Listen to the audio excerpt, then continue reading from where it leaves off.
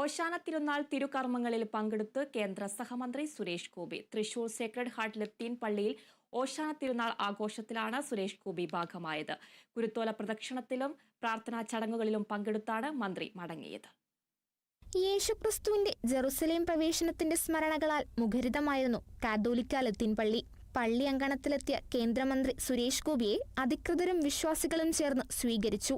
വൈദികരിൽ നിന്ന് കുരുത്തോലകൾ ഏറ്റുവാങ്ങി. തുടർന്ന് നടന്ന കുരുത്തോല പ്രദക്ഷിണത്തിലും പങ്കെടുത്തു.